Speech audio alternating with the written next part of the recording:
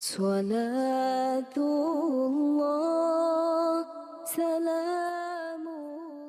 Assalamualaikum warahmatullahi wabarakatuh.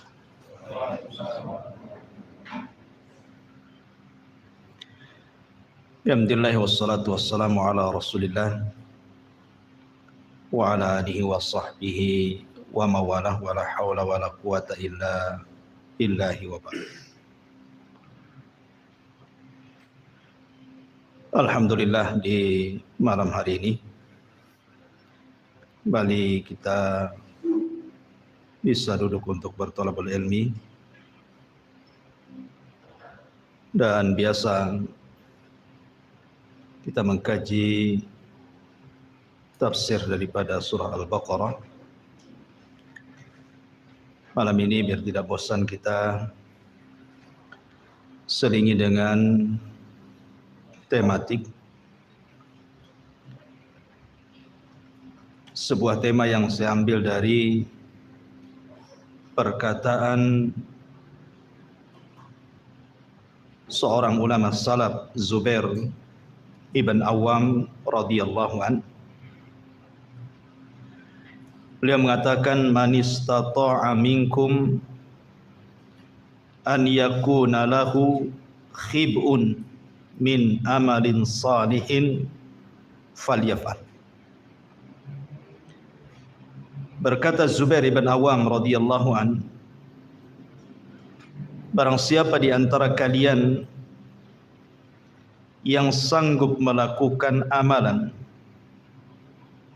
yang tersembunyi antara dia dengan Allah dari amalan saleh, maka lakukan. Artinya pembahasan malam ini kita akan membahas tentang pentingnya seseorang memiliki amalan yang tersembunyi yang tahu hanya dia dengan Allah Subhanahu wa taala saja. Ma'asyiral muslimin yang dimuliakan Allah Subhanahu wa taala. Di dalam hadis Thauban ini maulan Nabi sallallahu alaihi wasallam, beliau pernah mendengar Nabi sallallahu alaihi wasallam bersabda, la a'lamanna aqwaman min ummati ya'tuna yaumal qiyamati bihasanati amsali jibali tihamatan baydan fayaj'aluha Allahu azza wa jalla haba'an manthura. Qala Thauban, ya Rasulullah, sifhum lana jallihim lana alla nakuna minhum wa nahnu la na'lam. Qala amma innahum ikhwanukum wa min jildatikum wa ya'khuduna minal laili kama ta'khudun walakinnahum aqwamun idza khalau bimaharimillahi tahakuha. Dari Thauban, dari Nabi sallallahu alaihi wasallam, kata Nabi sallallahu alaihi wasallam, beliau bersabda, sungguh aku mengetahui suatu kaum dari umatku datang pada hari kiamat dengan banyak membawa kebaikan seperti gunung Tihama. Namun Allah Subhanahu wa taala menjadikan kebaikan tersebut seperti debu yang berhamburan. Maka Thauban kemudian berkata, ya Rasulullah, coba sebutkan sifat-sifat mereka, biar kami jelas, biar kami tidak seperti mereka. Maka Nabi SAW bersabda, adapun mereka adalah saudara-saudara kalian, kulit mereka sama dengan kulit kalian, mereka menghidupkan malam dengan ibadah sama dengan kalian, akan tetapi mereka adalah kaum yang jika bersendirian mereka merobek dengan cara bermaksiat kepada Allah Azza wa Jal dengan tidak terang-terang. Ma'asyiral muslimin yang dimuliakan Allah Subhanahu wa taala. Ada sebagian kita saya, Anda atau siapapun pasti pernah melakukan maksiat yang orang tidak tahu. Pasti itu. Apalagi dengan tersebarnya media-media hari ini, tangan-tangan kita hampir setiap orang pasti pegang handphone. Entah satu orang, 2 handphone, 3 handphone kan itu. Pasti dengan alat itu kita bermaksiat kepada Allah Subhanahu wa taala di tengah-tengah kesendirian kita. Dan bermaksiat secara tidak terang-terangan itu bahaya sekali. Dari hadis Thauban ini kita simpulkan bahwa sampai ada orang-orang yang solat malamnya tidak pernah putus, ibadahnya tidak pernah putus, dan dia mendatangkan pahala itu seperti gunung Tihama, saking banyaknya. Tapi rupanya amalan-amalan itu dihancurkan oleh Allah Subhanahu wa taala gara-gara dengan maksiat yang tidak terang-terangan. Lihat bahayanya maksiat tidak terang-terangan itu, menghabiskan semua amalan.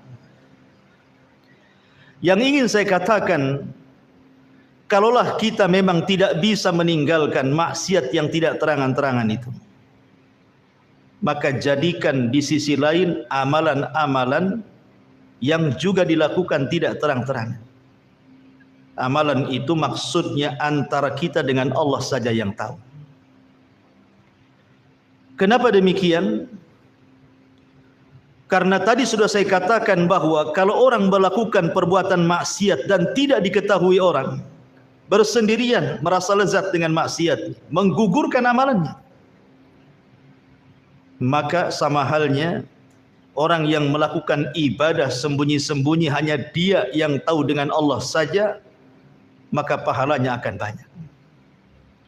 Artinya bahwa kalau dalam satu hari itu kita 1-2 kali melakukan kemaksiatan yang tidak terang-terangan, maka satu hari itu juga gunakan waktu untuk ibadah tidak terang-terangan kepada Allah Azza wa Jalla.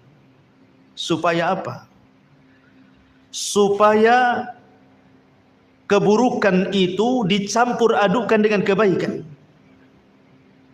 Dan Allah Subhanahu wa taala mengatakan dalam surah Hud ayat 114, innal hasanat yudhibnas sayyi'at. Kebaikan-kebaikan itu bisa menggugurkan keburukan. Artinya kalau seandainya tazaham, berkumpul maksiat yang tidak terang-terangan dengan kebaikan yang tidak terang-terangan, mudah-mudahan kebaikan itu bisa mengalahkan maksiatnya. Karena bagaimanapun Nabi SAW mengatakan dalam hadis Abi Hurairah radhiyallahu an, lama qadallahu al-khalqa kataba indahu fawqa arsy inna rahmati sabaqat ghadabi, wa fi riwayati lil Muslim inna rahmati taghlibu ghadabi. Kata Nabi SAW, ketika Allah Subhanahu wa taala menciptakan makhluknya, maka Allah Subhanahu wa taala mencatat seluruh takdirnya di sisinya, di atas arasy-Nya. Kemudian Allah mengatakan, sesungguhnya rahmatku akan mendahului kemurkaanku. Dalam riwayat, sesungguhnya rahmatku bisa mengalahkan kemurkaanku.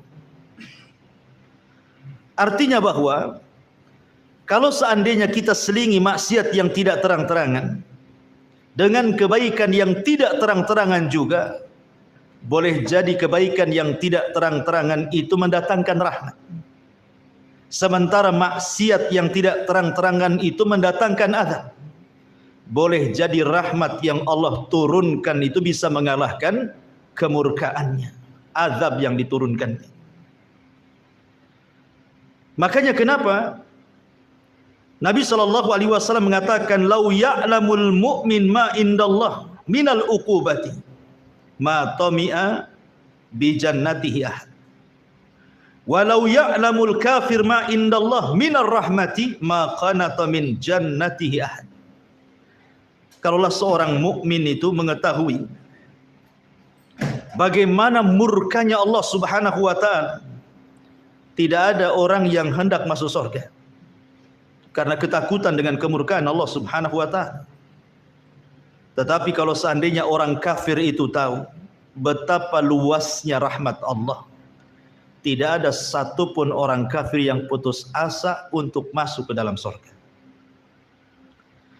Ma'asyiral muslimin yang dimuliakan Allah Subhanahu wa taala. Terlebih Nabi SAW mengatakan, ittaqillah haitsuma kun wa addi'il as-sayyi'atal hasanata tamhuha wa khaliqin nas bi khuluqin hasan. Kata Nabi SAW, bertakwalah kepada Allah dimanapun anda berada, dan ikutilah keburukan dengan kebaikan, niscaya kebaikan itu bisa menghapus keburukan.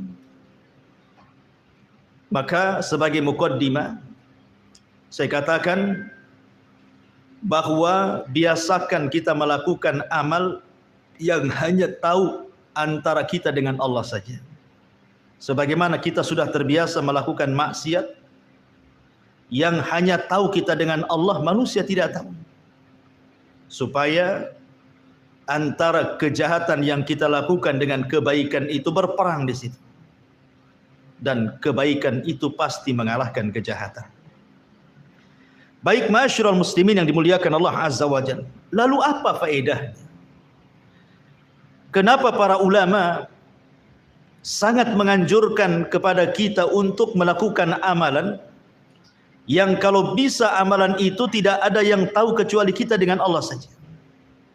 Ikhwan, ada seorang ulama salaf, Al-Hasan Al-Basri rahimahullahu ta'ala. Beliau mengatakan, in kana ar-rajulu laqad jama'a al-Qur'ana wa ma yash'uru bihi an-nas, wa in kana ar-rajulu laqad faqaha al-fiqha al-katsira wa ma yash'uru bihi an-nas, wa in kana ar-rajulu la yusalli as-salata at-tawilata fi baitihi wa indahu zuwari wa ma yash'uru bihi, wa laqad adrakna aqwaman ma kana 'alal ardi min amalin yaqdiruna an ya'maluhu fis sirri fayakunu 'alaniyatan abada. Lihat bagaimana indahnya perkataan Hasan Al-Basri. Beliau mengkisahkan tentang pendahulu-pendahulunya. Hasan Al-Basri ini hidup di zaman tabi'in. Artinya para pendahulunya para sahabat. Beliau mengatakan ada orang di zaman para sahabat, seolah-olah beliau ingin mengatakan seperti itu. Sungguh telah mengumpulkan Al-Quran, menghatamkan Al-Quran, membaca Al-Quran, dan manusia tidak tahu kalau dia menghatamkan Al-Quran. Atau seseorang memiliki kecerdasan yang banyak sekali, tidak ada yang tahu kecuali dia dengan Allah saja. Atau ada seseorang yang sholat malam panjang sekali di rumahnya, di sekitarnya, tetangganya tidak ada yang tahu, bahkan keluarganya tidak tahu. Tetapi kata Hasan Al-Basri, beliau bercerita di zamannya ini, laqad adrakna aqwaman, tapi kami mengetahui sebuah kaum, ma kana 'alal ardi min amalin yaqdiruna an ya'maluhu fi sir.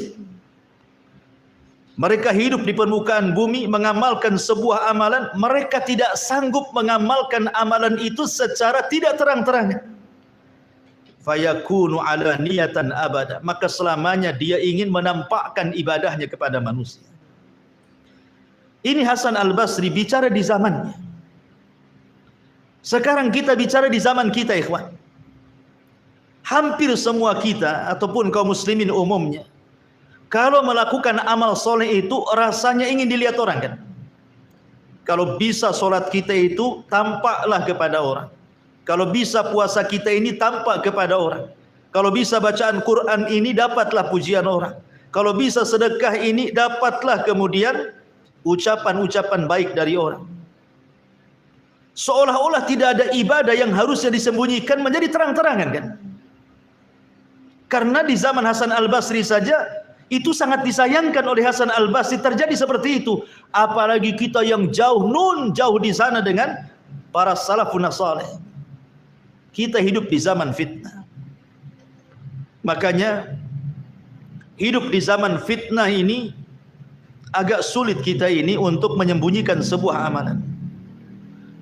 Makanya siapapun yang mampu menyembunyikan amalannya di zaman fitnah, apa kata Nabi SAW dalam hadis Amir ibn Sa'ad ibni Abi Waqqas dari bapaknya radhiyallahu an, dia mengatakan, kata Nabi SAW, innaha satakunu ba'di fitanun au qala umurun khairun nasi fiha al-ghaniyul khafiyut taqi. Masyaallah. Sungguh akan datang setelahku, kata Nabi SAW, berbagai macam fitnah. Sebaik-baik manusia adalah orang-orang yang merasa cukup dan menyembunyikan amalannya. Afan, ada gangguan. Kita lanjutkan.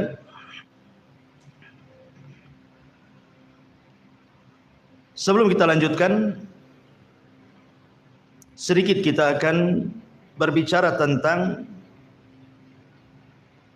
Al-Quran atau Qasasul Quran yang bicara soal amalan sirriyah.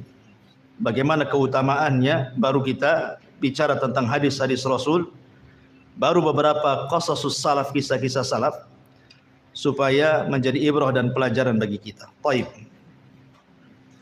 Ma'asyiral muslimun yang dimuliakan Allah Subhanahu wa taala. Di dalam surah Yusuf, saya kira kita semua sudah tahu kisahnya siapa? Nabi Allah Yusuf alaihi salatu wassalam. Dijelaskan di dalam Al-Quranul Karim tepat pada ayat 23.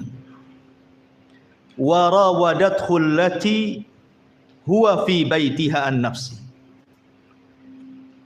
wa ghallaqatil abwabi wa qalat hayta lak qala ma'adzallah innahu rabbi ahsana mathwaya innahu la yuflihu zalimun. Dan perempuan yang dia Yusuf tinggal di rumahnya menggoda dirinya, dan dia menutup pintu-pintu lalu berkata, kemarilah mendekat kepadaku. Maka Yusuf berkata, aku berlindung kepada Allah, sungguh tuanku telah memperlakukan aku dengan baik. Sungguh orang-orang zalim itu tidak akan beruntung. Kemudian juga Allah mengatakan ayat selanjutnya, walaqad hammat bihi wa hamma biha laula an ra'a burhana rabbih kadzalika nasrifu anhu as-su' wal fahsya innahu min ibadinal mukhlasin. Dan sungguh perempuan itu telah berkehendak kepada Yusuf, dan Yusuf pun berkehendak kepadanya, sekiranya dia tidak melihat tanda dari Tuhannya, demikianlah kami palingkan darinya keburukan dan kekejian itu. Sungguh dia Yusuf termasuk hamba kami yang terpilih. Ikhwatul fiddin, muliakan Allah Azza wa Jalla. Kita semua tahu kisah Nabi Yusuf ketika digoda oleh siapa? Zulaiha, wanita yang sudah membesarkannya 10 tahun, tiba-tiba menaruh cinta yang luar biasa sejak diambil sampai 10 tahun dia menunggu waktu itu. Akhirnya kemudian cinta itu sudah meledak, tidak sanggup lagi dirahasiakan oleh Zulaiha. Akhirnya dia pun mengemukakan cinta itu dengan cara ingin melakukan perzinahan dengan Nabi Yusuf. Makanya kemudian suatu malam atau suatu hari Yusuf dimasukkan ke ruangannya, kemudian dikunci seluruh pintu dan juga jendela. Tidak ada orang yang tahu kecuali dia dan Yusuf. Artinya, kalau seandainya Nabi Yusuf alaihi salatu wassalam bukan laki-laki yang afaf, menjaga kehormatannya, bisa saja terjadi perzinahan antara dia dengan Zulaiha. Bagaimana tidak? Zulaiha wanita cantik, wanita yang memiliki kedudukan. Di satu sisi Yusuf seorang musafir, jauh dari keluarganya, masih bujangan lagi. Artinya bahwa memungkinkan melakukan zina itu tidak mustahil bagi Yusuf. Apalagi dijelaskan dalam Al-Quran, wa qad hammat bihi wa hamma biha. Wanita itu mau, Yusuf pun mau sebenarnya. Tetapi kalau bukan karena Yusuf alaihi salatu wassalam melihat burhana Rabbi, kekuasaan Allah subhanahu wa ta'ala, ada yang mengatakan diingatkan dengan ayahnya Ya'qub. Ada yang mengatakan Allah subhanahu wa ta'ala memasukkan kesadaran dalam hatinya. Ada yang mengatakan dia malu dengan patung yang ada di ruangan itu kemudian ditutupnya. Sadarlah dia. Akhirnya dia pun menolak ajakan Julaiha. Tidak mau berzina. Dia menjaga kehormatannya dan tidak melakukan maksiat secara sembunyi-sembunyi, berkhianat kepada majikannya. Bahkan walaupun diancam ketika itu kan, kalau engkau tidak mau melakukannya, saya akan penjarakan engkau. Tapi Yusuf mengatakan, as-sijnu ahabbu ilayya, bahwa penjara itu lebih baik bagiku dibandingkan mengikuti seruan. Dari sini kisah Nabi Yusuf ini mengajarkan kepada kita tentang menghindar maksiat dengan tidak terang-terangan, dan beribadah kepada Allah juga tidak terang-terangan, menjaga kehormatan, untuk tidak melakukan perzinahan karena Allah subhanahu wa ta'ala. Makanya Allah subhanahu wa ta'ala memuji Yusuf dan mengatakan, innahu min ibadinal mukhlasin, sesungguhnya Yusuf dari hamba-hamba kami yang terpilih. Karena dia sanggup menghindari maksiat tanpa terang-terangan dan mendekatkan diri dengan pun tidak terang-terangan, hanya dia yang tahu dengan Allah subhanahu wa ta'ala saja. Ini kisah yang pertama. Kisah yang kedua disebutkan dalam surah Al-Anbiya ayat 87. Kisah siapa? Kisah Nabi Allah Yunus alaihi salatu wassalam. Ketika Nabi Allah Yunus alaihi salatu wassalam meninggalkan kaumnya, padahal Allah belum mengizinkan, belum mengizinkan Nabi Allah Yunus untuk meninggalkan kaumnya. Tetapi Yunus pergi karena kemarahannya, kaumnya tidak ada yang beriman. Akhirnya kemudian Allah subhanahu wa ta'ala menguji Nabi Yunus karena pergi tanpa ada perintah Allah subhanahu wa ta'ala. Yunus pun naik perahu. Tiba-tiba perahunya terhenti di tengah lautan tanpa sebab. Singkat cerita, akhirnya Yunus sadar bahwa ini kesalahannya. Ketika terjadi undian, nama dia pula yang keluar. Akhirnya Yunus pun mencemplungkan diri ke lautan untuk mengurangi beban kapal. Rupanya Allah subhanahu wa ta'ala sudah menyediakan al-hut, ikan yang sangat besar. Kemudian menelan Yunus alaihi salam, kemudian membawa ke dasar lautan yang sangat dalam, yang sangat gelap. Dari sini Nabi Yunus mengalami 3 kegelapan. Gelap dalam perut ikan, gelap di dasar lautan, dan gelap tengah malam. Secara logika harusnya dia mati.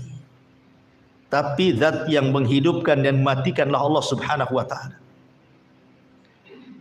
Nabi Yunus alaihi salatu wassalam tidak henti-hentinya berdoa kepada Allah di dalam kegelapan itu. Tidak ada yang tahu dia bertasbih kecuali dia dengan Allah subhanahu wa ta'ala. Bagaimana akan ada yang tahu di dasar lautan dalam perut ikan? Tidak ada yang tahu kecuali dengan Allah saja kan? Sehingga Allah subhanahu wa ta'ala berfirman dalam surah Al-Anbiya 87, fanada fi dhulumati alla ilaha illa anta subhanak inni kuntu minadh dhalimin. Maka Yunus pun menyeru dari kedalaman yang sangat gelap itu, alla ilaha illa anta, bahwa tidak ada Tuhan selain engkau ya Rabb. Subhanaka inni kuntu minadh dhalimin, sungguh aku termasuk hamba-hambamu yang melakukan kezaliman. Yunus alaihi salam terus berdoa dan bertasbih serta berzikir di perut ikan itu. Dia melakukan hubungan spesial antara dia dengan Allah saja. Tidak ada yang tahu kecuali dia dengan Allah. Rupanya disebutkan bahwa suara Nabi Yunus ini melesat ke langit, sehingga para malaikat di langit mengatakan, ya Rabb, sautun dhaifun ma'rufun min biladin gharibatin. Wahai Rabb, ada suara lemah yang telah dikenal sumbernya dari negeri yang terasing. Faqala ama ta'rifuna dzalik. Allah berfirman, tidakkah kalian mengetahui suara itu? Maka para malaikat mengatakan, la ya Rabb, manhu? Tidak wahai Rabb, siapa itu? Suara siapa itu ya Rabb? Maka Allah mengatakan, abdi Yunus, itulah hambaku Yunus sedang bertasbih di perut ikan. Maka ketika kemudian Nabi Yunus terus bertasbih, la ilaha illa anta subhanaka inni kuntu minadh zalimin. Maka Allah katakan dalam Al-Anbiya 88-nya, fastajabna lahu wa najjaynahu minal ghammi wa kadzalika nunjil mu'minin. Maka kami telah memperkenankan doanya dan menyelamatkannya daripada kedukaannya, dan demikianlah kami selamatkan orang-orang yang beriman. Allah naikkan ikan itu ke permukaan, kemudian melepehkan Yunus, dan Yunus pun Allah selamatkan. Kata Allah, kalaulah bukan Yunus itu hamba kami yang senantiasa bertasbih, la labisa fil huti ila yaumi yub'atsun. Tentu Yunus akan tinggal di perut ikan sampai kiamat dibangkitkan. Lihat, apa syahidnya di sini? Syahidnya Nabi Yunus melakukan hubungan spesial antara dia dengan Allah, berkhalawat, berdua-duaan dengan Allah, bertasbih, berdoa, berzikir kepada Allah Azza wa Jal. Akhirnya Allah Subhanahu wa taala selamatkan Nabi Allah Yunus alaihi salatu wassalam. Ini dampak daripada ibadah sirriyah, ibadah yang tidak terang-terangan. Ini kisah yang kedua. Kisah yang ketiga, Allah Subhanahu wa taala sebutkan dalam surah As-Sadd ayat 18. Ketika Allah Subhanahu wa taala menceritakan tentang kisah Nabi Allah Dawud alaihi salatu wassalam. Apa kisahnya?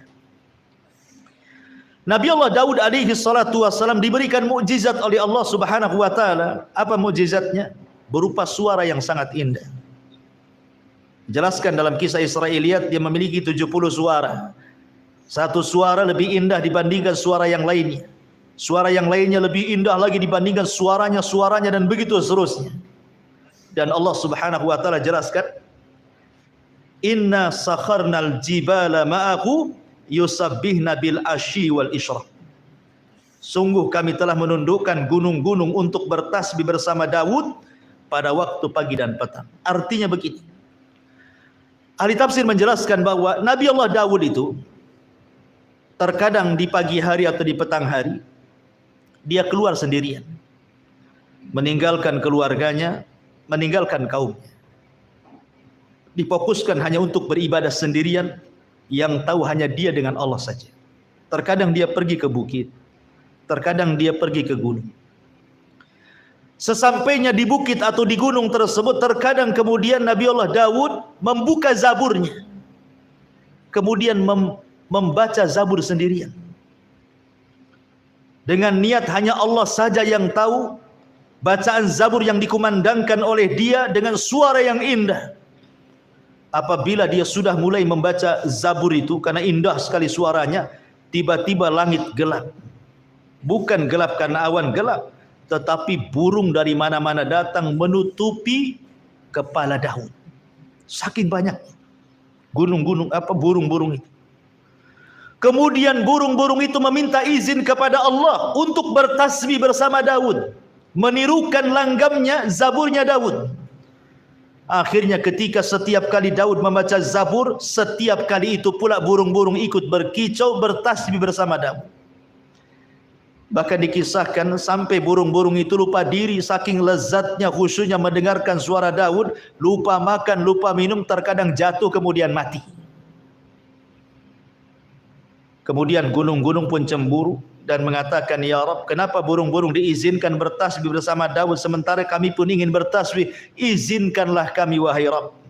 Akhirnya Allah Subhanahu wa taala firmankan, walaqad ataina Daud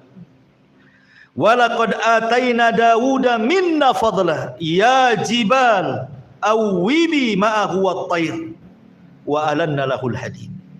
Dan sungguh kami telah berikan kepada Daud karunia yang besar. Wahai gunung, silahkan Anda bertasbih bersama burung-burung itu dengan Daud alaihi salam. Akhirnya gunung-gunung diizinkan bertasbih bersama Daud. Ya. Lihat bagaimana amalul anbiya di sini. amalan para nabi.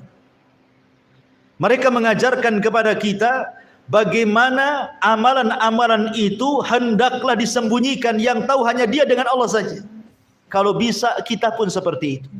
Walaupun ibadah itu kan dibagi dua, ikhwan. Ada ibadah itu yang sifatnya alani, terbuka, nampak orang, seperti sholat jamaah, puasa Ramadan, zakat fitrah, haji, nampak.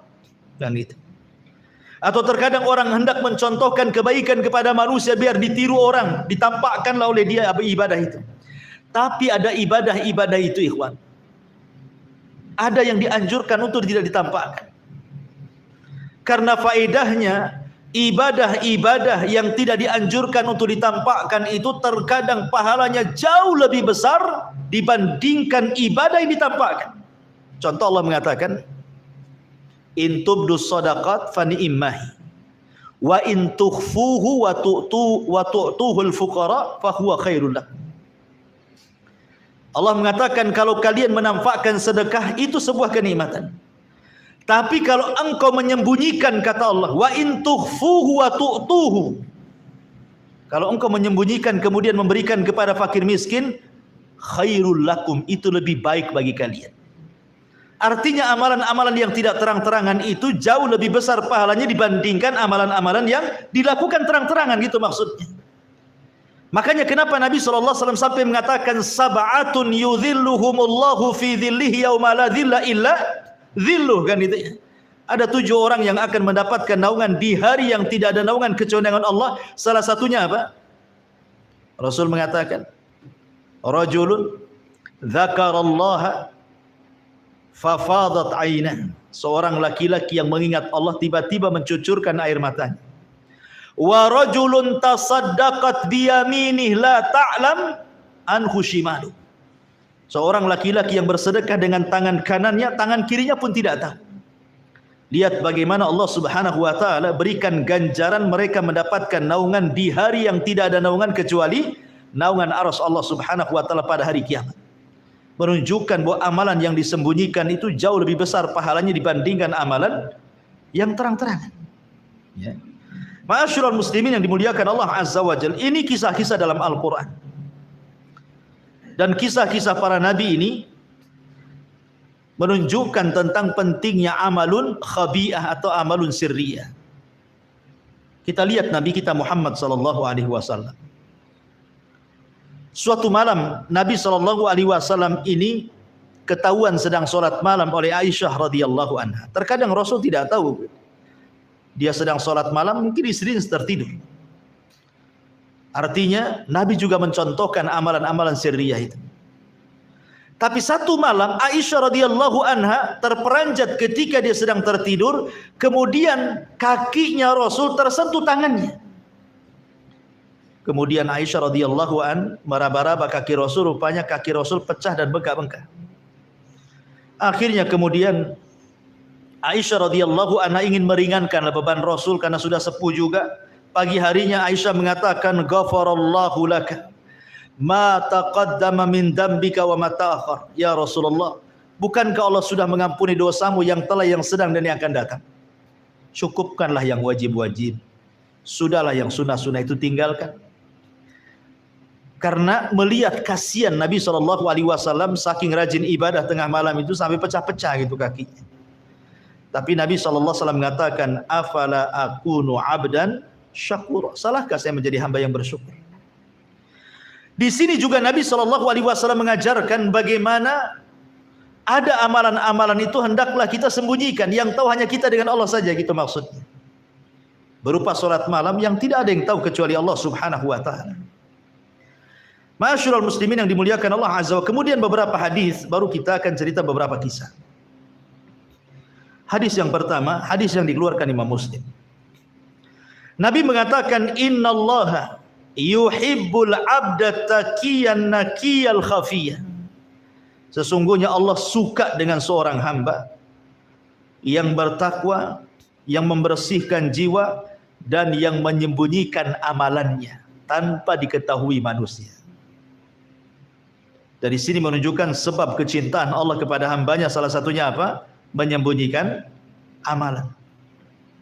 Selain memperbanyak pahala juga menjadikan kecintaan Allah kepada hambanya.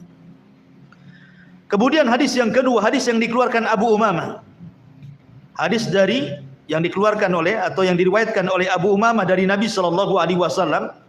Nabi mengatakan, sana'iul ma'ruf taqi masari as-su' wa sadaqatus sir tudfi'u ghadaba rabbi wasilatur rahimi tazidu fil umri. Kata Nabi SAW, setiap perbuatan baik itu bisa menghindarkan kematian su'ul khatimah.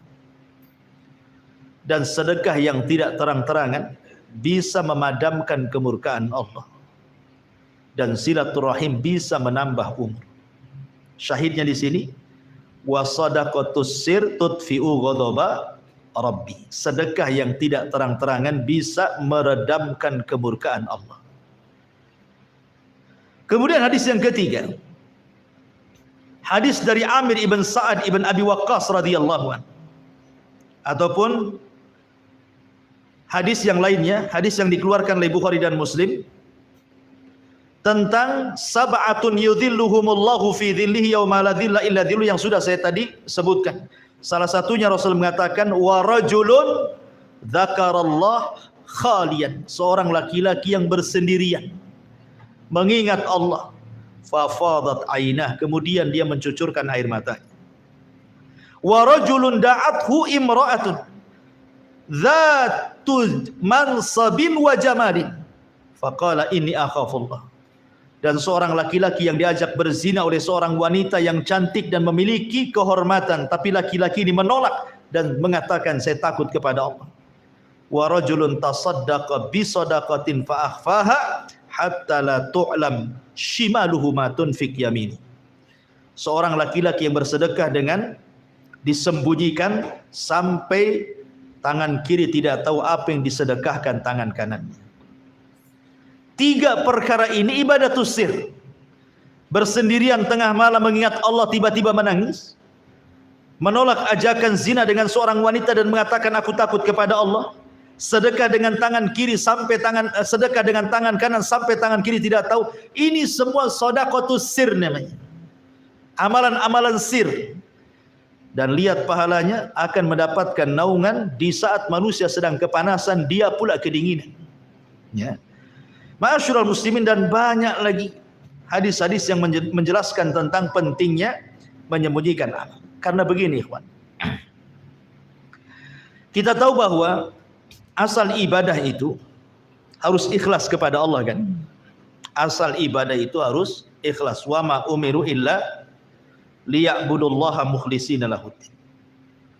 Kenapa kita harus ikhlas? Karena Allah tidak berhajat dengan kita.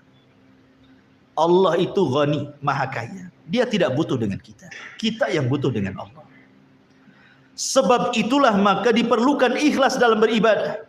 Karena kita yang berhajat kepada Allah, bukan Allah yang berhajat kepada kita. Makanya kenapa Al-Imam Al-Bukhari sampai mencantumkan di dalam kitab sahihnya, di hadis pertama dalam bab kaifa bad'il wahyi, bagaimana wahyu diturunkan, hadis Umar bin Khattab radhiyallahu anhu, innamal a'malu binniyat. Itu pula hadis yang pertama dicantumkan oleh Imam Bukhari di permulaan kitab sahihnya. Apa alasannya? Dijelaskan oleh Imam Ibnu Battal rahimahullahu taala. Apa kata beliau? Wa inna ma qaddamal Bukhari haditha innamal a'mal binniyat fi awwali kitabihi liyu'lama annahu qasada fi ta'lifihi wajhallahi azza wajalla. Apa kata Imam Ibnu Battal? Beliau mengatakan maksudnya Bukhari ketika meletakkan permulaan sahihnya dengan hadis Umar bin Khattab, innamal a'malu binniyat, supaya diketahui, kata Imam Ibnu Battal, bahwa tujuan Imam Bukhari mengarang Sahih Bukhari itu adalah karena ikhlas untuk Allah saja. Karena ikhlas untuk Allah. Sampai-sampai para ulama mengatakan, kalau seandainya Allah berikan kekuatan kepadaku untuk mengarang sebuah kitab, maka tentu setiap bab aku akan cantumkan innamal a'malu binniyat, supaya aku disadarkan dengan keikhlasan. Bahkan sampai Imam Syafi'i mengatakan, aku hanya berkeinginan manusia membaca buku-bukuku, tetapi manusia tidak tahu siapa yang mengarangnya. Kata Imam Syafi'i, ya, aku mau kitab-kitabku dibaca manusia, tersebar kemana-mana. Tapi aku tidak mau manusia tahu bahwa yang mengarang kitab itu adalah aku, gitu maksudnya. Saking ikhlasnya gitu Imam Syafi'i rahimahullahu ta'ala, dan mencontohkan bagaimana cukuplah dia saja dengan Allah yang tahu. Karena bagaimana ilmu itu tidak bisa dicari kecuali dengan ikhlas. Sebagaimana kata Imam Syafi'i, talabtul ilma li ajli dunya wa ya'bal ilmu illa an yakuna lillah. Pada awalnya aku mencari dunia, mencari ilmu karena dunia, rupanya ilmu enggan untuk dicari kecuali karena Allah Subhanahu wa taala. Ya. Ma'asyiral muslimin yang dimuliakan Allah Subhanahu wa taala. Makanya nanti pada hari kiamat ketika Allah katakan yauma tublas sarair, surah At-Tariq ayat 9, pada hari itu akan ditampakkan segala rahasia manusia. Maka amalan yang paling bermanfaat saat Allah membongkar semua aib manusia pada hari kiamat adalah orang-orang yang membawa amalan yang tersembunyi, yang hanya dia dengan Allah yang tahu ketika di dunia. Ya. Baik, ma'asyiral muslimin yang dimuliakan Allah Azza wa Jalla, kita masuk ke kisah-kisah para ulama. Kisah-kisah para ulama salaf biar kita semakin termotivasi untuk melakukan amalan yang hanya tahu kita dengan Allah saja. Kita mulai dari kisah para sahabat. Ma'asyiral muslimin yang dimuliakan Allah Azza wa Jalla, Bilal ibn Rabah adalah seorang budak Habasyi. Disiksa oleh majikannya Umayyah ibn Khalaf. Tetapi setelah masuk Islam, Bilal dikenal dengan ibadatus sir. Banyak melakukan amalan yang orang tidak tahu. Sehingga membuahkan hasil antara dia dengan Allah. Sampai ketika dalam peristiwa Isra Mi'raj, Nabi SAW pernah masuk ke dalam sorga. Kemudian di dalam sorga itu Rasul mendengar ada suara terompah. Kemudian Nabi SAW bertanya kepada Jibril, suara terompah siapa itu? Kemudian Jibril mengatakan, itu suara terompahnya Bilal. Maka Nabi SAW setelah peristiwa itu memanggil Bilal. Kemudian Rasulullah SAW mengatakan, ya Bilal, inni sami'tu khaskhasataka fil jannah. Madza tasna? Bilal, aku mendengar suara terompahmu di surga. Apa yang kau lakukan? Apa yang kau amalkan? Amalan apa yang kau rahasiakan? Maka Bilal mengatakan, la syai'a ya Rasul. Tidak ada wahai Rasul. Ya. Kemudian Rasul mendesak, madza tasna? Apa yang kau lakukan? Maka Bilal ibn Rabah radhiyallahu anhu mengatakan, ya Rasulullah, ma tawaddatu wudu'an illa wa qad shallaitu rak'atain. Boleh jadi karena aku selepas berwudu tidak pernah meninggalkan 2 rakaat sunnah wudu. Karena Bilal itu dikenal tidak pernah membatalkan wudu. Kalau wudu batal, wudu lagi. Batal wudu lagi. Batal wudu lagi. Itu Bilal. Dan setiap batal wudu 2 rakaat wudu. Setiap batal wudu 2 rakaat wudu. Subhanallah. Itu yang dilakukan Bilal ibn Rabah. Apa hasilnya? Terampahnya sudah sampai di sorga sebelum orangnya. Karena apa? Amalus sir. Amalan yang tidak terang-terangan, yang tahu hanya Bilal dengan Allah saja. Ini satu. Kisah yang kedua, kisah Abu Bakar Siddiq radhiyallahu ma'ruf. Ya. Jadi Abu Bakar Siddiq radhiyallahu an dikenal dengan amalan hatinya. Karena boleh jadi ibadah-ibadah yang jauh lebih hebat dibandingkan Abu Bakar banyak. Ibadah-ibadah zahir maksudnya. Salat, baca Quran dan yang lainnya. Boleh jadi ada yang melebihi Abu Bakar. Tetapi Abu Bakar dilebihkan oleh Allah bima waqara fi qalbi. Karena kejernihan hati kepada Allah dan Rasulnya. Dia tidak pernah ragu-ragu dengan wahyu. Bahkan satu-satunya sahabat yang masuk Islam tanpa ada keraguan itu cuma Abu Bakar. Yang lain ragu-ragu dulu. Betul ke dia Nabi? Jangan-jangan bukan Nabi. Baru setelah yakin masuk Islam. Tapi Abu Bakar tidak. Ya. Jadi kisahnya adalah Abu Bakar Siddiq radhiyallahu anhu suatu hari setelah sholat fajar, beliau keluar, dan itu dilakukan bukan sekali dua kali, berkali-kali, sehingga membuat perhatian Umar bin Khattab radhiyallahu anhu. Curigalah Umar ini, kemana lah si Abu Bakar ini? Kenapa setelah sholat subuh dia langsung pergi? Biasanya duduk, sahabat yang lain menunggu syuruk, kemudian sholat sunnah syuruk kan gitu. Ini langsung pergi, masih gelap. Diikuti oleh Umar. Rupanya Abu Bakar Siddiq radhiyallahu anhu menuju rumahnya. Setelah ditunggu agak lama, rupanya keluar membawa gandum di pundaknya. Kemudian pergi entah berantah, diikuti oleh Umar bin Khattab. Rupanya sampailah ke rumah yang ada di perbatasan kota Madinah. Ada gubuk kecil. Abu Bakar lamalah di rumah itu. Setelah agak siang, Abu Bakar keluar kemudian pulang. Umar penasaran, siapa di gubuk itu? Akhirnya kemudian Umar radhiyallahu an pun berusaha ingin masuk ke gubuk itu, pengen tahu ada apalah di gubuk itu. Rupanya di gubuk itu ada ajuz, ada nenek yang sudah tua, yang sudah renta lagi buta, dan ada anak kecil sebagai cucunya. Kemudian Umar bertanya dan mengatakan, wahai nenek, tahukah kamu siapa yang datang tadi? Kata nenek tersebut, saya tidak tahu, dia selalu datang kemari, membawa makanan, terkadang memperbaiki rumah kami, terkadang memasakkan untuk kami. Selesai semuanya dia pergi begitu saja. Dan itu sudah lama dia lakukan.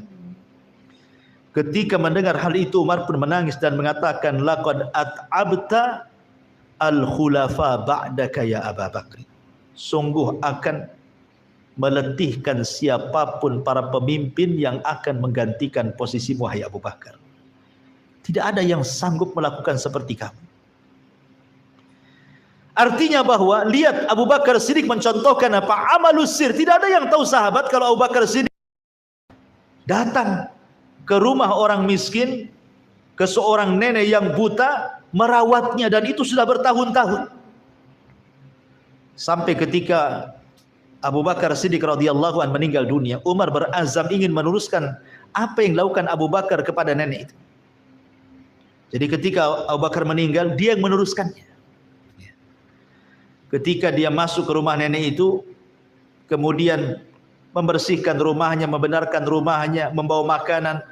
Masalahnya nenek ini tahu ketika menyuapkan kurma di mulut nenek itu, kok beda cara menyuapkannya.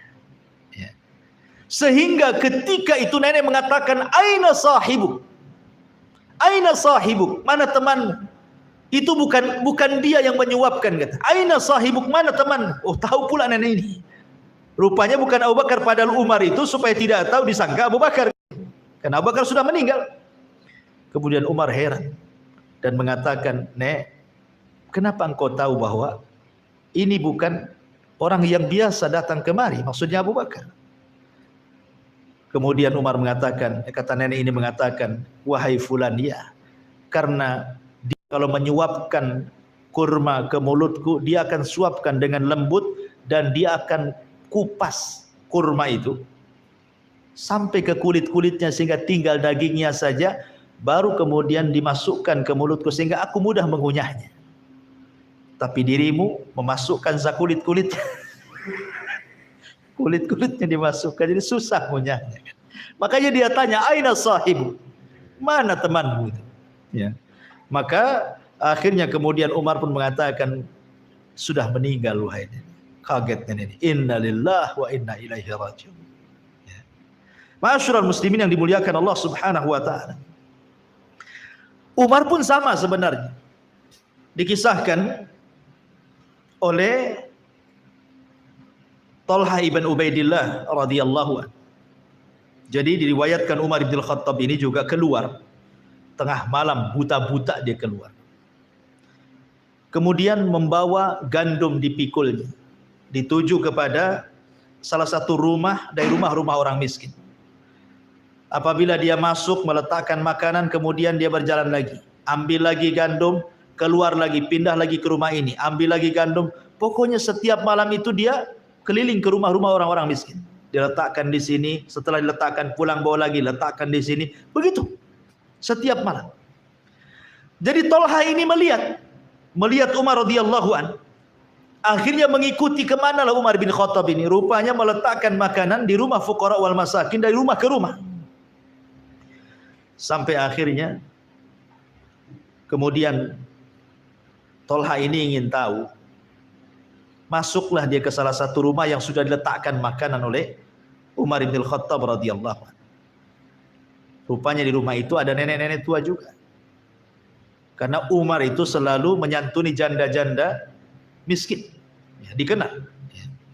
Maka Tolha mengatakan kepada nenek yang sudah janda, yang sudah tua, yang miskin itu, ma balu hadar rajul ya'tiki. Apa sih maksudnya orang itu? Kok datang ke rumahmu ke sini hampir setiap malam kasih makanan? Kemudian wanita itu mengatakan, innahu yata'ahadani mundu kada wa kada. Ya'tini bima yuslihuni wa yukhriju 'annil adha. Katanya wanita itu sungguh orang itu maksudnya Umar bin Khattab. Dia kan enggak tahu kalau itu Umar. Dialah yang sudah merawatku dari tahun sekian dan sekian katanya. Dia datang kepadaku, kemudian memperbaiki kehidupanku. Bahkan terkadang mengeluarkan kotoran-kotoran yang ada di rumahku. Kadang nyapu, kadang ngepel dan begitu seterusnya. Maka Tolha mengatakan, sakilatka ummak ya Tolha, sakilatka ummak ya Tolha. Celaka engkau Tolha, celaka engkau Tolha. Terus dia mencela dirinya. Ya. Seolah-olah apa? Seolah-olah dia tidak pernah mampu mengamalkan apa yang dilakukan Umar. Selama ini tidak tahu, biasa-biasa saja Umar. Rupanya sampai setingkat itu amalus sirri. Hubungan dia dengan Allah itu. Makanya dia mencela dirinya. Sakilatka ya Tolha, sakilatka ya Tolha. Kenapa engkau tidak melakukan yang sama dengan Umar gitu maksudnya. Ya. Ma'asyiral muslimin yang dimuliakan Allah Subhanahu wa taala. Kemudian kisah Ali ibn Husain, ma'ruf, cicit Nabi sallallahu alaihi wasallam. Ali putranya Husain, Husain putranya Ali, Ali putranya Abi Thalib. Artinya Ali ibn Husain ini cucunya Ali. Ya, namanya sama Ali. Dikenal dalam sejarah itu sebutannya Zainul Abidin atau As-Sajjad karena rajin sujud, rajin sholat, sehingga orang-orang menyebutnya As-Sajjad, ahli sujud. Ali ibn Husain ibn Ali ibn Abi Thalib itu atau julukannya Zainul Abidin, satu-satunya yang hidup saat peristiwa Karbala. Kita tahu bahwa anak laki-laki Husain meninggal semua di Karbala kan? Tidak ada yang hidup kecuali ini. Zainul Abidin ini, Ali bin Husain. Ini selamat karena ketika itu dia sakit. Dia tidak bisa perang. Dan diselamatkan oleh bibinya Zainab sehingga tidak jadi dibunuh. Inilah, maka siapapun yang menasabkan keturunan Husain harus lewat jalur orang ini, Zainul Abidin. Ya. Nah, Zainul Abidin ini dikenal orangnya diberikan rizki yang luas oleh Allah Subhanahu wa taala di kota Madinah. Tapi tidak tampak sedekahnya. Sehingga orang-orang membicarakan soal kekayaannya dan kebakhilannya. Orang kaya kok nak nampak sedekahnya gitu maksudnya. Dia tidak tahu kalau Husain ibn Ali ini setiap malam dia memikul gandum meletakkan 70 rumah fuqara Madinah. Setiap malam bergiliran. Kalau ini sudah habis kira-kira 1 bulan habis nih, nanti bulan depan diletakkan lagi. Kemudian pindah ke rumah ini, pindah ke rumah ini. Sampai 70 fuqara Madinah ditanggung dia. Ketahuannya kenapa? Setelah dia meninggal. Dikisahkan oleh Amr ibn Thabit rahimahullahu ta'ala. Lamma mata Ali ibn Husain faghassaluhu ja'alu yangduruna ila athari sauda'a bi dhahrihi. Ketika dia meninggal, Ali bin Husain ini orang-orang memandikannya, maka orang-orang yang memandikan itu melihat di balik punggungnya seolah-olah dia setiap hari memikul benda berat karena nampak hitam kapalnya itu di belakang. Ya. Faqalu, dan mereka mengatakan, ma hadza, apa ini? Faqila, maka dikatakan, kana yahmilu jurubad daqiq lailan ala dhahrihi ya'tihi fuqara ahli al-Madinah. Karena setiap malam dia memikul gandum setiap malam di punggungnya dan memberikan kepada fuqara, orang-orang fakir penduduk Madinah. Bahkan dikatakan oleh Muhammad ibn Ishaq, seorang ahli sejarah, kana nasun min ahli al-Madinati ya'ishuna la yadruna min aina kana ma'ashuhum. Ada orang-orang fakir Madinah itu yang tidak tahu soal kehidupan mereka. Kok mereka bisa makan? Padahal mereka enggak kerja. Kok ada aja makanan depan pintu mereka itu? Falamma mata Ali bin Husain, ketika Ali bin Husain meninggal, apa yang terjadi? Faqadu makanu yu'tuna bihi fil lail. Tiba-tiba hilang makanan-makanan itu di pintu-pintu fuqara Madinah itu. Sudah tidak ada lagi yang dimakan. Dari situlah tuduhan-tuduhan kepada Husain ibn Ali bahwa dia bakhil, tidak bersedekah, tidak benar. Dan Allah Subhanahu wa taala singkap kebenarannya. Orang pun menyesal. Tapi begitulah terkadang orang itu kebaikan baru diketahui setelah meninggal kan. Kalau orang belum meninggal itu tidak tahu kebaikannya. Kalau sudah meninggal barulah teringat tuh, duhai beliau masih hidup. Kenapa beliau cepat meninggal dan begitu seterusnya. Ya, ini contoh ulama salaf. Kemudian contoh yang lain, Ma'asyiral muslimin yang dimuliakan Allah Azza wa Jalla, dikisahkan oleh istri daripada Hasan ibn Abi Sinan rahimahullahu taala, seorang tabi'in, yang mengkisahkan itu istrinya. Suaminya dikisahkan. Hasan ibn Abi Sinan namanya. Kana yaji'u fayadkhulu ma'i fi firashi. Thumma yukhadi'uni kama tukhadi'ul mar'atu sabiyaha. Fa idza alima anni qad nimtu salla nafsahu fa kharaja thumma yaqumu fa yusalli. Ini suami saya katanya, istri Hasan ibn Abi Sinan ini, kalau malam ya layaknya seorang suami, masuk ke kamar istrinya, kemudian tidur di sampingnya, kemudian membentangkan selimutnya. Kalau istrinya sudah mulai ngorok, sudah mulai tidur tuh, pelan-pelan dia turun dari ranjang supaya tidak mengagetkan istrinya. Kemudian apa? Kemudian dia menipu istrinya. Boleh jadi meletakkan guling ke sebelahnya gitu ya. Biar tidak tahu kalau suaminya ada di sampingnya gitu ya. Makanya di sini yukhadi'uni kama tukhadi'ul mar'atu sabiyaha. Dia berusaha menipu aku seperti seorang ibu menipu anaknya. Diletakkanlah apa di sampingnya itu supaya nampak tak kosong di sampingnya gitu. Oh, suami saya masih ada. Gitu maksudnya. Subhanallah. Pelan-pelan dia turun dari tempat pembaringan, kemudian dia wudu, kemudian dia sholat malam. Ya namanya istri, pasti suatu ketika tahu kan gitu. Sampai kapan melakukan seperti ini. Ya. Akhirnya kemudian satu malam ketahuan sama istrinya. Diikuti nih kemana suaminya. Rupanya dia wudu, kemudian dia sholat. Besoknya gitu lagi, besoknya gitu lagi. Akhirnya istrinya kasihan dan mengatakan, faqultu lahu, aku katakanlah kepada suamiku ini, ya Aba Abdillah, kam tu'adzab nafsak. Sampai kapan kau nyiksa dirimu? Sampai kapan kau menyiksa dirimu seperti ini? Urfuk binafsik, lembutkanlah dirimu, jaga kesehatan. Setiap malam kok seperti ini. Kemudian dia mengatakan, uskuti waihaki, fayushiku an arkuda raqdatan la aqumu minha zamana. Dia mengatakan, diam engkau wahai istriku, celaka engkau. Hampir-hampir aku bangun, aku tidur dan aku tidak bisa pernah bangun selamanya. Sehingga aku gunakan hanya untuk sholat malam dan sholat malam. Seolah dia mengatakan, aku tidak mau mati dalam posisi tidur. Kalaupun aku harus mati, aku dalam posisi sholat malam. Gitu maksudnya. Luar biasa gitu. Nah, kalau antum pergi ya entah tahu kemana. Istri nyari-nyari nggak ada di kamar, ada di ruang tengah, ada curiga. Kan itu. Ma'asyiral muslimin yang dimuliakan Allah Azza wa Jalla. Makanya Imam Malik, ikhwan. Imam Malik itu ajaib kisahnya. Imam Malik itu satu-satunya imam madhab yang para penguasa takut dengan dia. Bayangkan, biasanya ulama takut penguasa gitu. Makanya di zaman Khalifah Ma'mun, banyak para ulama yang takut dengan penguasa terpaksa mengatakan Al-Quran makhluk. Ya. Ini enggak, penguasa yang takut kepada Imam Malik. Mulai dari pusat sampai penguasa, gubernur di bawahnya, semua takut sama Imam Malik. Dan semua para ulama menghormati Imam Malik. Dan semua orang-orang awam mengagumi Imam Malik. Luar biasa. Padahal Imam Malik itu tidak rihlah seperti ulama yang lain. Dia hanya belajar di Madinah saja.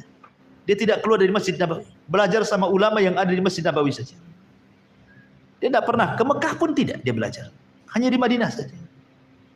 Tapi lihat, pengaruh Imam Malik luar biasa. Sampai kata Syafi'i, Imam Syafi'i mengatakan, "Idza dzukira najmu famalikun najm, famalikun najm." Apabila disebut soal bintang, maka Maliklah bintangnya. Kenapa Imam Malik diberikan haibah, karismatik yang luar biasa sampai ditakuti para penguasa, dihormati para ulama, dimuliakan masyarakat awam? Kata Imam Ibnul Mubarak rahimahullahu ta'ala, "Ma ra'aitu rajulan irtafa'a mithla Malik ibn Anas laisa lahu kathiru salatin wala siyamin illa an takuna lahu sariratun ma'allah." Lihat, ini yang kasih rekomendasi tazkiyah ini bukan sembarang orang. Abdullah ibn Mubarak, ulama dunia. Ya. Kata Abdullah ibn Mubarak, "Aku tidak melihat seseorang yang diangkat derajatnya seperti Malik ibn Anas," katanya. Dia tidak dikenal banyak puasanya, tidak dikenal banyak sholat malam. Kayak biasa, orang biasa lah, orang soleh biasa. Ya, ya tidak rajin kali sholat malamnya, tidak rajin juga puasa sunnahnya, tidak, biasa saja. Tetapi kata Abdullah ibn Mubarak, boleh jadi Allah mengangkat derajat Imam Malik itu kenapa? Illa antakuna lahu sarirah.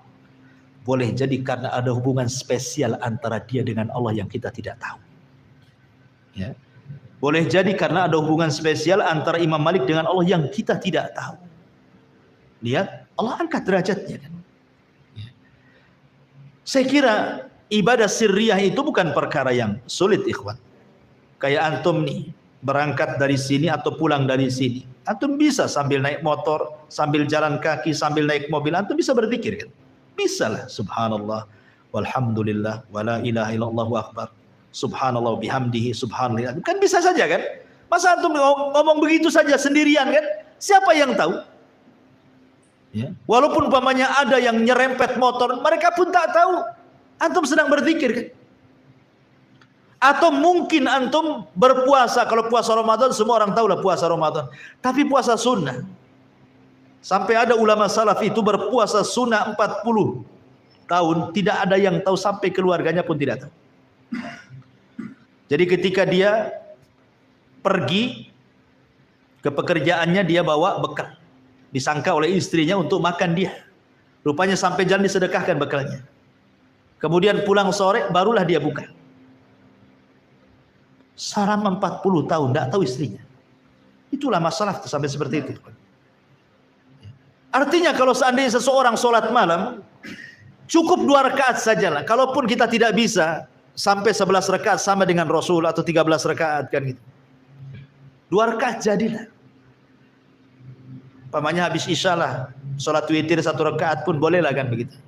Tidak ada yang tahu kecuali Allah dengan antum saja. Antum masuk kamar, istri tak tahu, tak ada, sholat seolah-olah tidak seperti sedang sholat, biasa saja. Kan bisa saja kita lakukan seperti itu.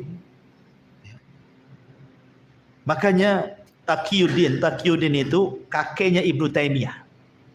Ibnu Taimiyah itu punya kakek namanya Taqiyuddin, pengarang kitab Multaqo, syarahnya Nailul Autor yang dikarang oleh Imam Syaukani, syarahnya itu. Matannya itu namanya Multaqo. Yang ngarang itu kakeknya Ibnu Taimiyah namanya Taqiyuddin. Imam Taqiyuddin ini sampai dijelaskan tuh biografinya itu. Saking dia tidak mau ada satu waktu luput pada kehidupannya untuk belajar, terkadang dia suruh, Ibnu Taimiyah masih kecil tuh, kalau dia mau buang hajat ke kamar mandi, mau buang hajat lah, itu Ibnu Taimiyah suruh bacakan hadis keras-keras di luar tuh. Jadi dia tidak mau sampai waktu buang hajat, tidak mau terlewatkan begitu saja. Jadi cucunya Ibnu Taimiyah baca kok keras-keras di luar sana, biar masuk suaranya ke kamar mandi gitu maksudnya. Kan tidak masalah. Yang dilarangkan tidak boleh baca di kamar mandi. Ya, baca Quran tidak boleh di kamar mandi. Tapi kalau seandainya suara murotal yang masuk ke kamar mandi, tidak masalah, kan nggak di kamar mandi kan itu. Tapi yang ingin saya katakan dalam biografinya Taqiyuddin ini, beliau kalau ada masalah dirundung masalah, tidak bisa keluar dari masalah itu. Apa yang dilakukan dia? Dia cari masjid yang ada di Baduy, yang nggak pernah dimakmurkan orang, yang nggak pernah orang sholat di situ. Kemudian dia sholat di situ. Kenapa? Supaya orang tak tahu. Baru dia bermunajat kepada Allah Azza wa Jalla. Seperti itu. Ya. Itulah yang dilakukan ulama, saking ingin punya hubungan spesial antara dia dengan Allah itu sampai nyari-nyari masjid yang tidak dimakmurkan orang. Baru dia masuk sholat di situ baru berdoa gitu ya. Ini kan luar biasa. Siapa yang bisa melakukan seperti itu gitu maksudnya. Bahkan Abdullah ibn Mubarak itu kalau jihad, dia tutup semua kepalanya itu. Sampai matanya aja yang kelihatan. Supaya orang tidak tahu bahwa dia Ibnu Mubarak. Sampai suatu ketika di Mubarozah menang. Mubarozah itu adu tanding maksudnya. Ini musuh kuat kali. Banyak pasukan kaum muslimin adu tanding selalu kalah. Akhirnya Abdullah ibn Mubarak, ulama pemberani mujahid nih. Dia tutup tuh kepalanya sampai hanya lihat matanya saja. Dia bisa mengalahkan. Habis itu dia pergi ke kerumunan pasukan, nggak ada lagi orang tahu. Supaya jangan orang tahu dia Abdullah ibn Mubarak. Dia ingin amalannya yang tahu hanya dia dengan Allah Subhanahu wa ta'ala saja. Makanya dikatakan oleh Bishr bin al-Harith, la yajidu halawatal akhirati rajulun yuhibbu an ya'rifahun nas. Selamanya orang yang ingin dikenal manusia itu tidak akan pernah merasakan manisnya akhirat. Enggak akan. Kalau setiap amalannya semua pengen tahu, nggak akan dia merasakan manisnya akhirat.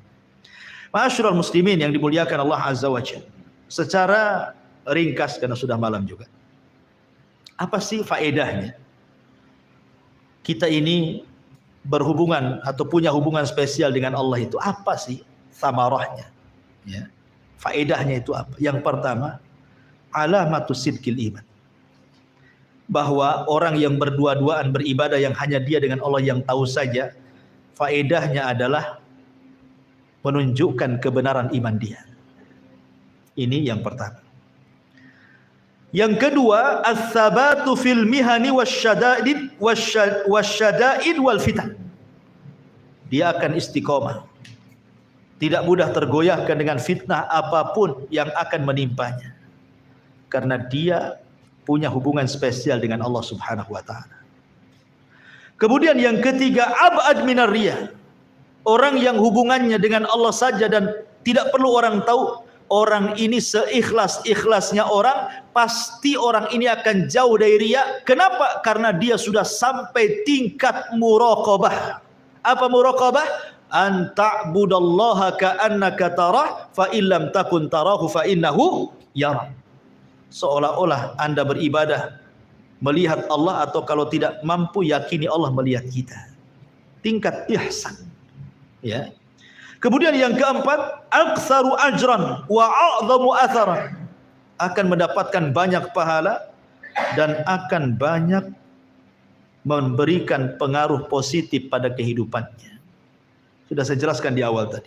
Kemudian yang nomor 5, salahul qalbi wastiqamatihi wa taharati, dan itu bisa membersihkan hati. Membersihkan hati dari riya, membersihkan hati dari takabbur, membersihkan hati dari ujub. Karena amalan itu kan dua penyakit yang paling bahaya kan. Riya dan ujub. Takabbur. Ya, maka orang yang sembunyi-sembunyi dalam beribadah itu bisalah menghilangkan penyakit-penyakit seperti itu sehingga hatinya akan selamat. Al-yauma la yanfa'u malun wala banun illa man atallaha biqalbin salim. Kemudian yang nomor 7, al-qabul was-sana'ul hasan. Akan dapat penerimaan yang baik dari Allah. Bahkan dapat pujian.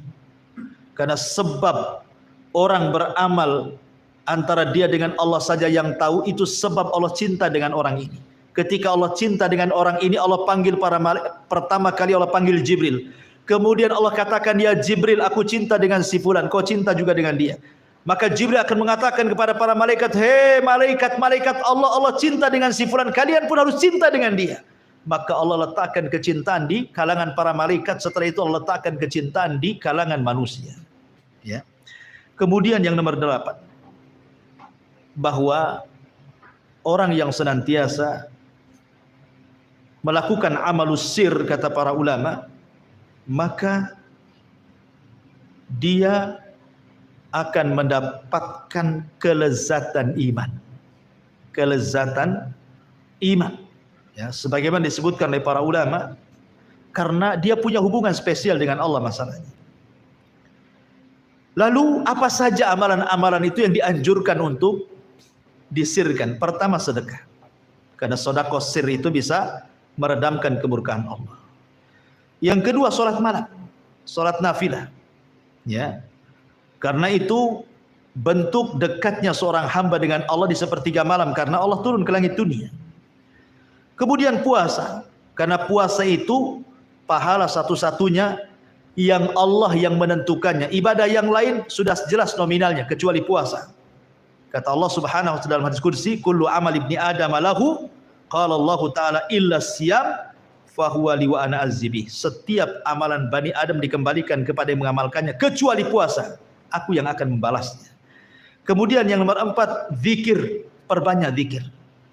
Karena Rasul yang mengatakan sabaqal mufarriduna bil jannah. Mufarridun itu akan mendahului kita masuk surga. Sahabat bertanya, siapa mufarridun itu Rasul? Adz-dzakirunallaha katsira wadz-dzakirat. Laki-laki dan perempuan yang banyak berzikir. Kemudian yang kelima, berusaha untuk bersedekah, membantu fuqara, membantu para masakin, membantu anak-anak yatim, melunasi hutang orang, dan begitu seterusnya. Kemudian yang nomor 6, tafakur, melihat kebesaran Allah, melihat kekuasaan Allah. Sebagaimana hadis tadi, 7 orang yang akan mendapatkan naungan di hari yang tidak ada naungan kecuali naungan Allah. Salah satunya apa? Rajulun dzakarallaha khaliyan, laki-laki yang merenungkan, tafakur sendirian sampai fafadat aina, tanpa terasa mencucurkan air matanya. Ya. Kemudian yang nomor 7, baca Quran. Ya. Sampai-sampai dulu para ulama itu kalau sedang baca Quran di masjid ditutup sampai sama imamahnya. Jadi kalau ada orang ditutup Quran, kalau nggak ada yang dibuka lagi, supaya orang nggak tahu kalau dia sedang baca Quran.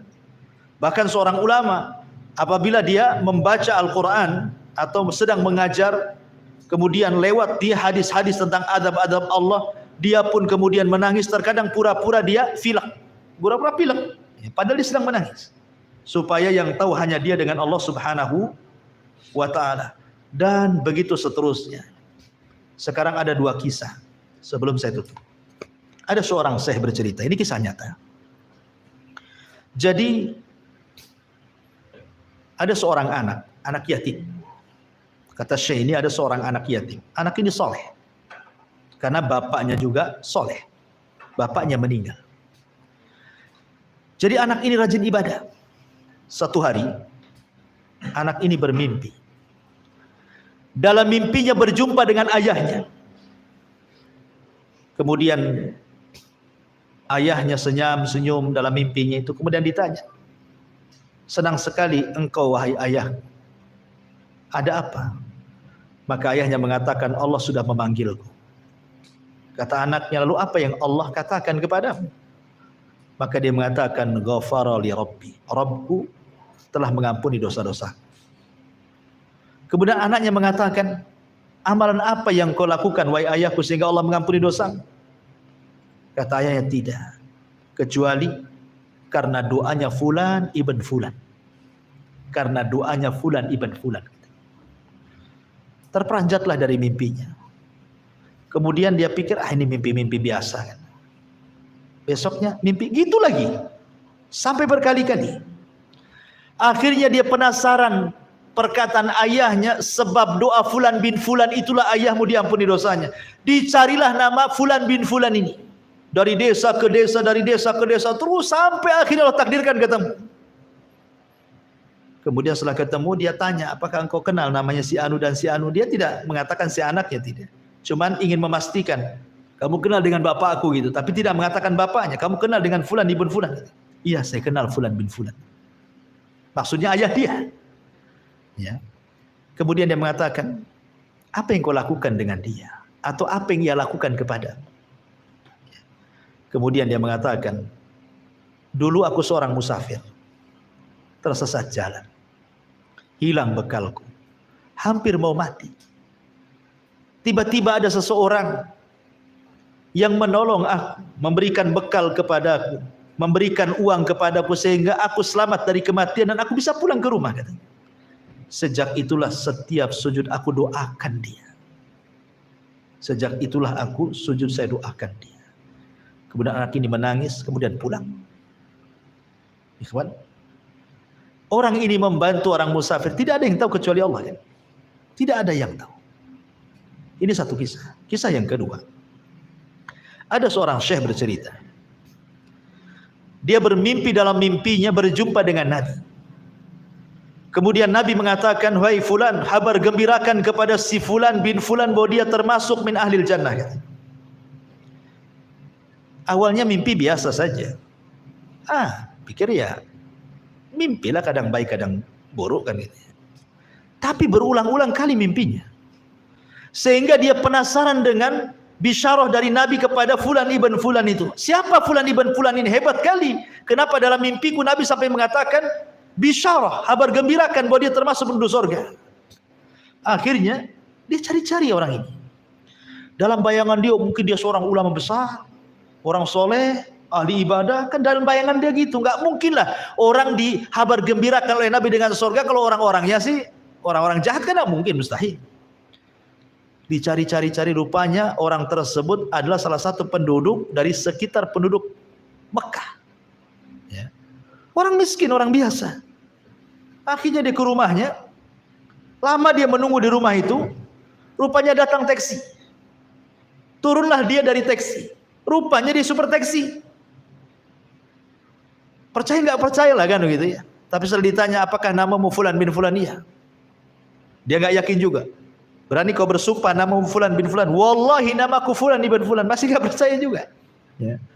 Akhirnya, bisa nggak kau izinkan aku masuk ke rumahmu, katanya.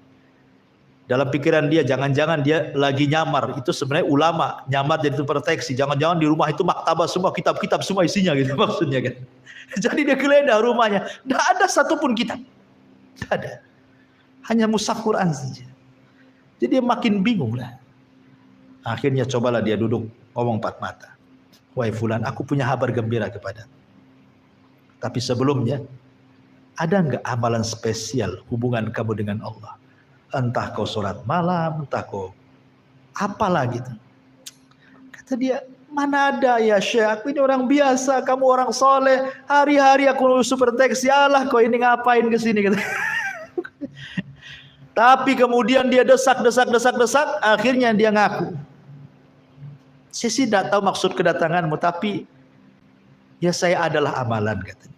Tapi saya akan ceritakan, tolong aku minta 2 syarat, katanya. Apa syaratnya? Pertama, apa yang dimaksud bisyarah, kabar gembira yang akan kau sampaikan kepadaku itu? Yang kedua, tolong jangan ceritakan kepada siapapun apa yang saya akan ceritakan kepadamu. Oke. Akhirnya bercerita. Begini, aku punya tetangga, dia bukan orang Mekah, orang luar, tapi tinggal di sekitar sini. Dia punya 5 anak yatim. Ayahnya meninggal dunia. Aku kasihan. Karena ibunya sakit. Anaknya masih kecil-kecil. Sejak itu aku bersumpah kepada wallahi demi Allah, kata. Setiap penghasilan taksiku aku akan bagi 2. Separuhnya untuk menghidupi 5 anak yatim itu, dan separuhnya untuk menghidupi aku dan keluarga. Subhanallah, Allah lancarkan rezekiku. Dan sudah kulakukan bertahun-tahun. Dan tidak ada orang tahu kecuali kamu, katanya. Akhirnya dia pun menceritakan, boleh jadi ini yang dimaksud, katanya. Ikhwan, terlepas kisah ini benar atau tidak, karena saya kan hanya mendengar Syekh bercerita. Tapi yang jelas bahwa amalus sir, amalan yang dilakukan secara tidak terang-terangan itu manfaatnya besar.